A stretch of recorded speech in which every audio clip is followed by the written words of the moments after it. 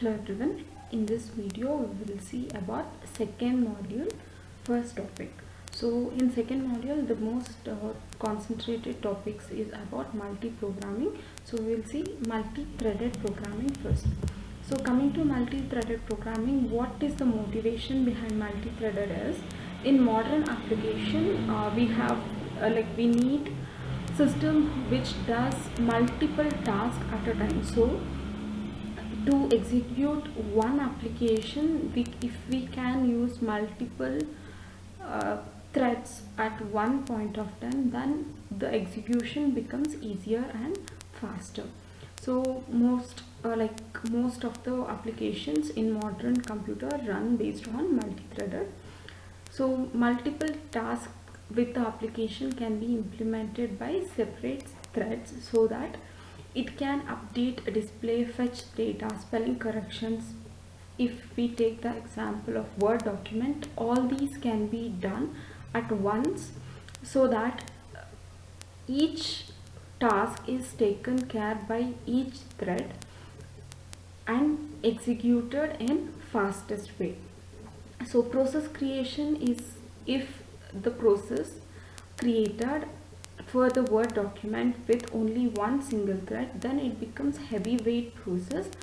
If at all the same Word document process has multiple threads, like the previous example, to update one display there will be one thread, fetching data will be one thread, spelling checking will be one thread, and answering a network request is done by one more thread. Then since the application which we are running, the Microsoft Word, has multiple threads executing, so it becomes lightweight process and execution will be in very effective way.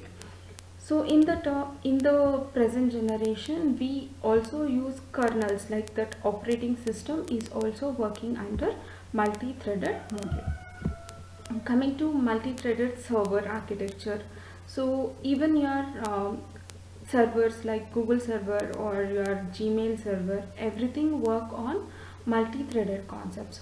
So how simply we'll see the simple structure how it works.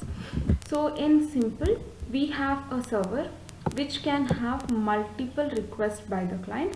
For one request, what this server does, it creates one thread for each request, and the thread which is created will be responsible for execution of the request. So the thread which is created for each service will each request by the client will be created with one thread, and the server's next task is resume back to the listening to clients and start executing or start creating one more thread for next request.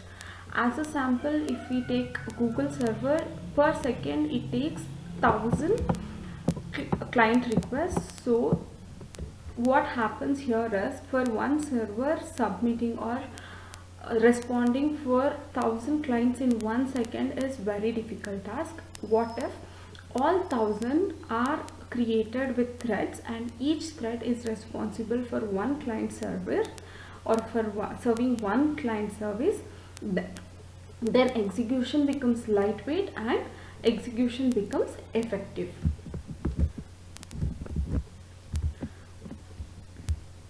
Next is benefits of your multi-threaded concept is responsiveness. Since each client or each execution is taken care by some special thread sorry for that, for special thread, then response back to the user will be faster. Resource sharing, since multiple threads are executing, all the resources in the computer will be well utilized because it is multi-threaded or multiple executions happening per time. It is very economy. Instead of getting multiple process, we can have one process and we can execute the execution. And if it is like one process executing like complete task, contact switching becomes overhead because one process will have complete data, so PCB will be complex. Coming to scalability, process can take advantage of multi-processing architecture with multi-processor architecture with one single processor. So this is how your multi-threaded work. If coming back to single-threaded, the single thread in main memory looks like this. We have code, that is the text file, data, and the files utilized by the process, and the stack. So this is the PCB and the registers utilized by the process, and one thread is using all these and trying to execute complete process. But coming to the multi-threaded concept, code, data, files of a process or the user application will be shared, and each thread is given with a part of stack to itself and registers. Stack is a dynamically allocated data, and registers are used for instructions for execution. So it is used with loading the instructions for execution, and each thread is responsible for this function. So since each thread is given with its own register and stack, it is sharing the code, data, and files. It can execute the same thing, and the PCB data coming to thread execution becomes simpler. So user threads and kernel threads. We have user threads which are managed by POSIX, pthread, Windows threads, and Java threads for user applications. And we have kernel threads which are used to support kernel part of execution. And virtually all general purpose operating systems we have, like Windows, Linux, all the operating systems include kernel thread programming or threads library.